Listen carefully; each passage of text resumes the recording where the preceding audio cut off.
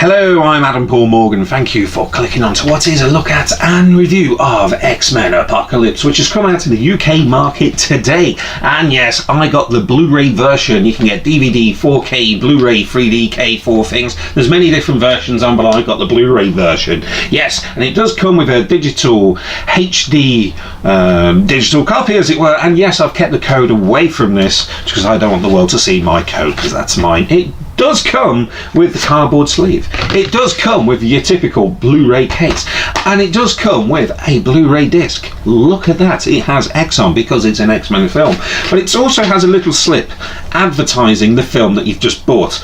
But on the back it does have the advertisement for the worst film of 2016 and possibly the worst film ever made. So I imagine that's just the same bit of information that's going to go in the Independence Blu-ray as and when it comes out. It might have already come out. I just want to pay as little attention to it as possible, so it just saves them a bit on the printing cost. But going on to the actual film itself, I never went to the pictures to see it, or the movies, or the cinema, whichever your preference to calling that, facilities. I never went to see it there, so this was the first time this afternoon I actually got to watch X-Men Apocalypse.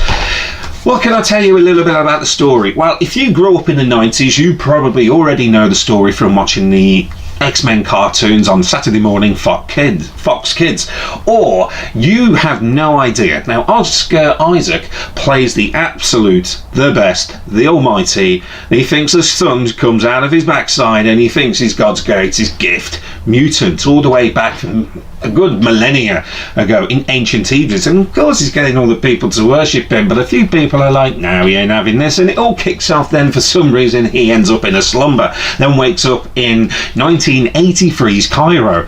Now, the only thing about that sort of particular storyline, as close to the comics it was, I was getting the Mummy and sort of Indiana Jones feel to it, particularly the Mummy, where an ancient creature is resurrected and comes back, and oh god, I'm not looking forward to that Tom Cruise film, but that might be good. But yeah, that's pretty much the story, and the X-Men have to stop him. But as Apocalypse wakes up, he recruits a few people and some characters that we haven't seen in action on this line for a while. We've got Storm coming back as well for this one as well, and of course you've got Magneto, and you've got James McAvoy, who I still remember him from Shameless on the Channel 4 show, from where he was playing Steve. I can't get the image of Steve out of my head no matter what performance he's in, but he is such a good actor, and he can pull this off, particularly with a shaved head with the Patrick Stewart look going on. Oh, sorry, spoilers, but you can't really spoil that one because it's on the front disc there with his head shaved off. Oh, well.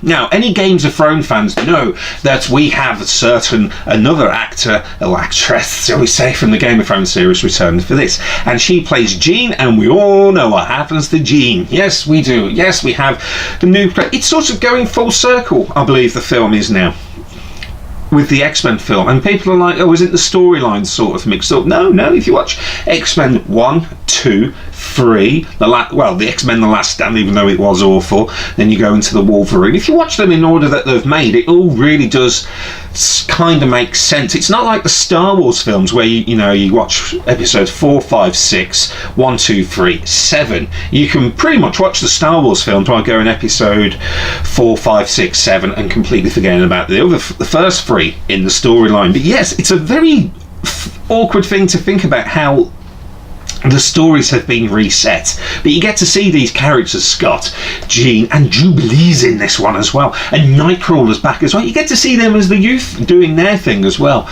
But the best thing about this film, I would recommend it if you like your superhero films and things like that, but the best thing about this film, again, just a bit like Days of Future Past, the Quicksilver scene. Absolutely, I think they outdone them on the last film. And of course, yes, a certain Australian actor, shall we say, is featured in this film, if you don't know already. Now, moving on to special features of this film, what do you get? You get the director's commentary by Bryan Singer. There is a gag reel as well. There is a rap party video which I watched and was a bit too why? And there's a X-Men Apocalypse Unearthed documentary featured in this as well. Now, the documentary, it's very interesting to go through, particularly how the filmmaking's made. But if you've watched many of these things, you're sort of finding out that the directors and the costume department people are repeating themselves. But you do get to find out where a particular person's costume is made. Don't take your children. But yeah, very interesting if you like that sort of thing. If not, I wouldn't bother. Would I buy this now? Well, I have, but would I buy this now if I was just, say, you watching this now? Well, Christmas is coming up round the corner. That's some other Christmas for it, of course.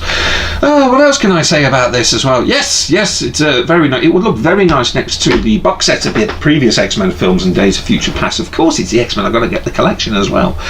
I think it was a film over and all. I thought it was just a little bit disappointing if you, like me, you grew up in the 90s and you grew up, or even reading the comics originally, and you grew up watching the cartoon, because you know the story of Apocalypse, you know the story of all the characters and all that, but it was just done slightly different.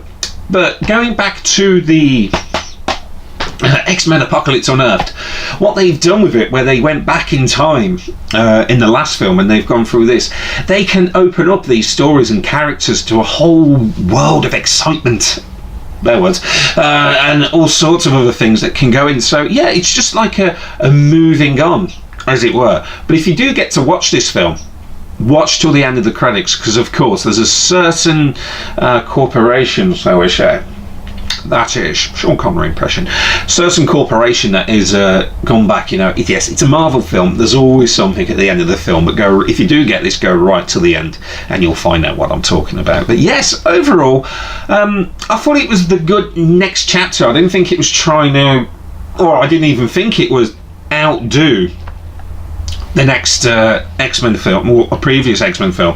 It's setting up the sort of the new cast. There's a lot of new cast in this.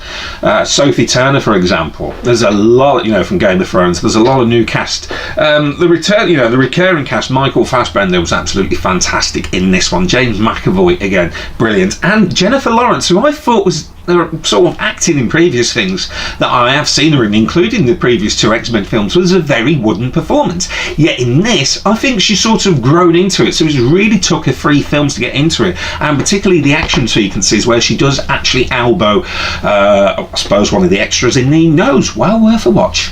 Anyway, that's X-Men Apocalypse over and done with, and I'll be looking forward to Logan as and when it comes out, and because it really features heavily in Hugh Jackman, that means I might be able to go it and take the wife with me. Because I don't want to be one of those single guys who turn up in the cinema. I'd rather be one of those married guys who drag their wife to see one of these films. But she'll be more than willing because Hugh Jackman's in it. And Patrick Stewart, who she's seen on stage and theatre. But yes, X-Men Apocalypse is out now to buy, if you do so wish to. If you're not an X-Men fan, or not really into the superhero thing, I would wait till it's on film 4. If not, buy it. I'm Adam Paul Morgan. Ta-ra a bit. Do all the subscribing stuff. Do all the commenting stuff. I really do enjoy reading people's comments, and I do try and reply to all of them, because I don't get that many. I'm Adam Paul Morgan, and ta-ra a bit.